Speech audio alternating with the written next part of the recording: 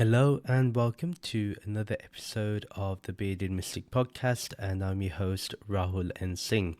So let's continue on with our series on the Vedanta Sara, which is an important preliminary foundational text that can help us understand the Upanishads, the Brahma Sutras, and even the Bhagavad Gita. Now, it's very important that we have particular definitions and that we understand what things mean. So when we come across teachings, our understanding is clear. What can happen when we read text or when we read interpretations, we can sometimes get confused on what they mean. You know, sometimes some words are translated differently, and for example, I'll just give one very quick summary. The Bhagavad Gita. Now, the ISKCON version of the Bhagavad Gita is actually different. They change certain words in the Bhagavad Gita. So as much as they say it's Bhagavad Gita as it is, it really isn't, and it's been manipulated with. Whilst and there's evidence of this as well. So when it comes to in my opinion, the Ramakrishna Mutt has the best translations, and they are true to the meaning. They don't give their perspectives. Some people accuse them of being left-leaning or and so forth, or giving Marxist perspectives, but you don't see that in the translation, and that seems to be biases from particular people. So it's very important to understand that translations should be kept being as translations, or interpretations. That's fine as long as we know the intention. So in chapter 1, which is obviously the preliminary, and we're on verse 15. We've already discussed the previous 14 verses. If you want to recap them, they're on the playlist on the on YouTube, so it's very easy for you to go through them. And then just in general, I would say that's the best way to do that. Now, verse 15 says, the means to the attainment of knowledge or gyan are discrimination between things permanent and transient, renunciation of the enjoyment of the fruits of actions in this world and hereafter, the 6 treasures such as the control of mind and the desire for spiritual freedom. Now, we need to know the difference between nitya and anitya, so that which is permanent and that which is impermanent or is transient. This is very important. Now, some people will say, well, this formless, it's contentless, therefore, if we imply that that is permanent, and then we are defining it in some way, we are binding it in some way. That's not necessarily the case. You're being pointed to here through words, but the actual experience will be beyond permanence and impermanence, and so that has to be understood. But initially, you need to know what is permanent. Now, what is permanent? That which does not change. So whatever is changeless is essentially only consciousness. It's only awareness. That's the only thing that is changeless. Same thing with the formless. The formless cannot change. The formless cannot just modify into a form. For that to happen, that means within the formless, if we truly look into the formless, that means that somewhere there is a form in the formless. That would imply that it was never formless to begin with. So this needs to be understood. Now, the formless remains formless. Now, because of the formlessness, you can say it gives the room for forms to appear. You can say that. That's fine. But remember, that will be impermanence. That will be transience. Because forms will appear and forms will disappear. Then the renouncing the fruits of actions and any of the pleasures that will come by from the world. This is a massive thing in the Bhagavad Gita. It's one of the biggest teachings and one of the things that is easy to practice. You do your actions and you don't think about the results. You let the results be as they are. And you don't need to say whether this result was deserved or undeserved, or you should have done better. No, that's then going into the mind and then getting manipulated by what the mind thinks. So whatever the fruits of your actions are, just let them be. You don't have to say, I did this, or because of this I'm enjoying the fruits. That may be the case, but remember to be as beyond the fruits of those actions. Good things appear, good. Bad things appear, good. No need to be either way, swayed either way. Yeah. The whole point is to have our mind centered on formless awareness. That's the whole point. Then there's the 6 treasures. The 6 treasures will be discussed in a bit, but remember one thing, that those are like, the control of the mind, the control of the senses, and all, and the diksha, endurance, and so on. Shraddha, faith, and so on. So those are the 6 treasures, and then the desire for spiritual freedom. As I always say, unless we are truly desiring Jivan Mukti, we are not really ready for the spiritual journey. So to be truly spiritual is to be truly desiring Jivan Mukti. I often say this, whether that's in satsang, whether that's in the podcast, Jivan Mukti has to be your number one goal. And it's best if you understand this earlier than later. When I was maybe in my 30s, I desired Jivan Mukti. But I wish that I desired it earlier on. I always wanted to connect with God. Connect with the formless, connect with consciousness. That was always there. But to actually be liberated, to be free, to be boundless, that was something that came in afterwards. So I wish that I was able to have those feelings, these feelings of Jivan Mukti, when I was earlier, when I was, in my university days, to be free.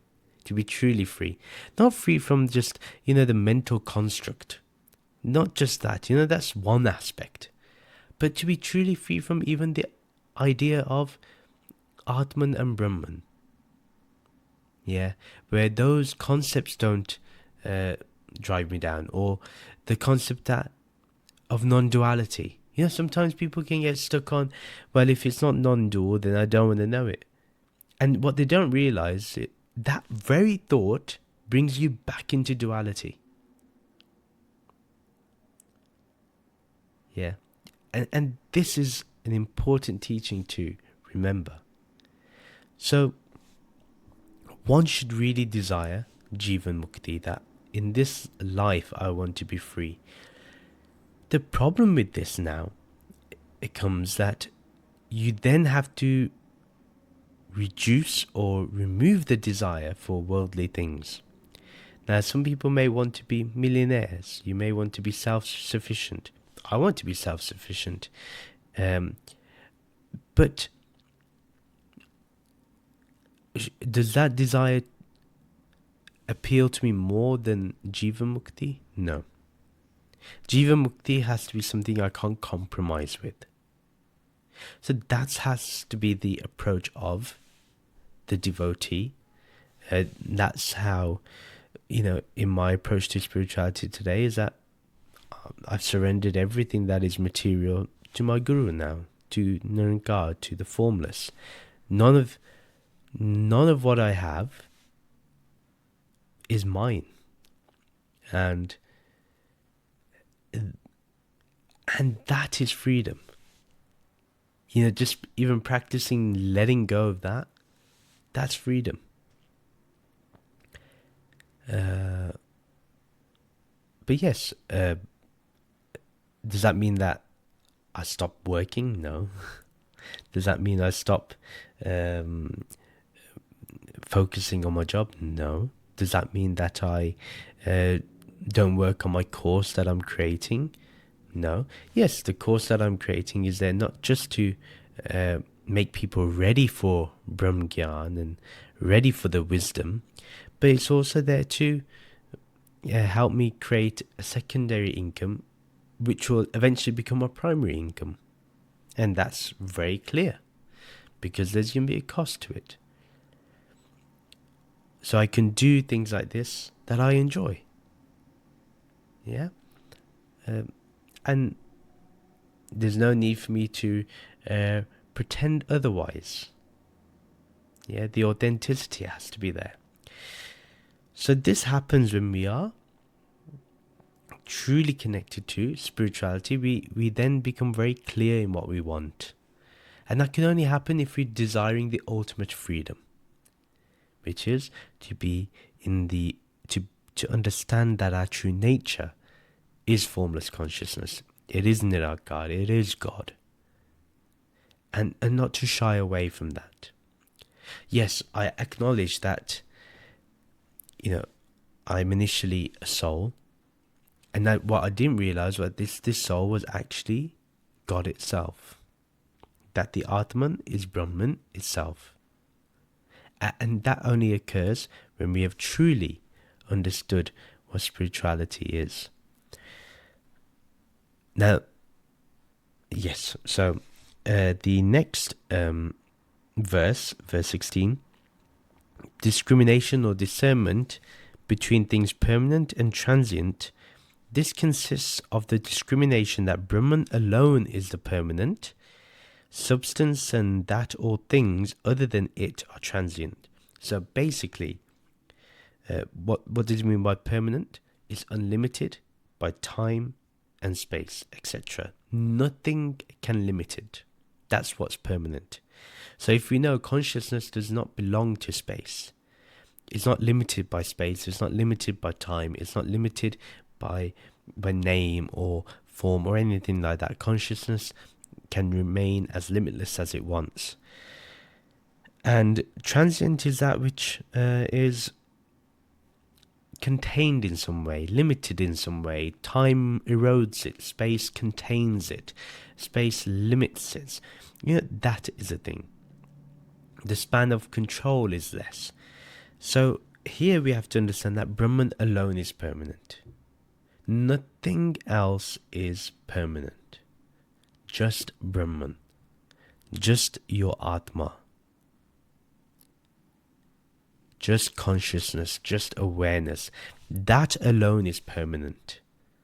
Do not accept anything else. The different energies of the universe, although yes, this is controlled by Ishvara, but it is not Brahman. Ishvara also is temporary. Yes? So everything other than Brahman is transient. Your job is transient. This life is transient. Tomorrow you may die. Are we comfortable with our own death? Are we comfortable that tomorrow could be our last day, or today could be our last day? This could be the last podcast I record. This could be the last podcast you hear. Are you comfortable with that? If we're not comfortable by our own mortality, how can we get to immortality? When we haven't dealt with mortality. When we think that death is the end, that means we do not know what the beginning is. If we know what the beginning is, we know death is never the end. But this only happens when we've truly experienced what Brahman is, when we understand what the permanent is. And this makes us strong. For this, we have to spend time thinking about death. Unless you have faced death in a one-to-one battle, where you fully understand what it is, until then, life cannot be lived. To be Jivan Mukt, to have Jivan Mukti, one has to embrace death. And for that, you have to devour it. The infinite has to devour the finite. For that to happen, you have to accept your infinite nature. You have to accept your timeless nature. So that is very important. So this is what we'll keep with today. For some reason, my throat is not letting me continue on. You can probably hear it through my voice. But if there's one thing to understand in today's episode, is that you are Brahman, nothing less. So tonight, when you go to sleep, remember that you are this formless consciousness. And that is permanent.